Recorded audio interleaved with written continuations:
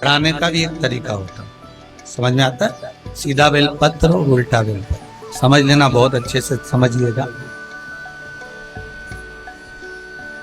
शिव जी के सम्मुख में शंकर भगवान के शिवलिंग पर जब बेलपत्र चढ़ता है तो बेलपत्र का जो सीधा भाग होता है वो शिव जी के शिवलिंग पर होना चाहिए, उल्टा भाग ऊपर होना चाहिए। बहुत ध्यान से समझना हो।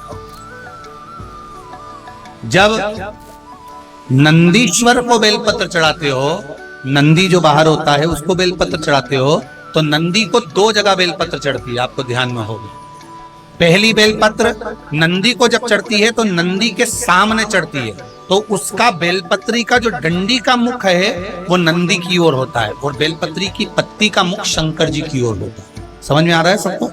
डंडी का मुख, जैसे नंदी ऐसे बैठा है तो डंडी का मुख नंदी की ओर होगा, पत्ती का मुख शिव के, और ये सीधी की सीधी नंदी के सामने नीचे रखा जाता है, नंदी के सामने। और एक बेलपत्र जब नंदी के ऊपर चढ़ती है तो डंडी का मुख शिव जी के ऊपर होता है और इस पत्ती का मुख नंदी के सिर पर नंदी की ओर होता है। ये दोनों में बहुत अंतर है हमारा। जैसे कोई बच्चा कोई कंपटीशन एग्जाम के लिए जा रहा हो या कोई परीक्षा देने के लिए जा रहा हो और पढ़ाई करे, स्मरण करे, तैयारी करे, वो अपनी जगह पर है। और ऐसा नहीं होता कि बच्चे पढ़ते नहीं है या तैयारी नहीं करते हैं। इसके बाद भी अगर उनका इंटरव्यू पास नहीं होते या एग्जाम में पास नहीं होते तो उसके लिए ये दोनों बेलपत्री बड़ी काम करती है। बहुत ध्यान देना, जो नंदी के सामने बेलपत्र रखकर जाना, शिव जी के सम्मुख में बेलपत्र रखकर जाना, मतलब नंदी के सम्मुख में जब रखाएगी तो डंडी, जम के बोली है, कहाँ होना चाहिए?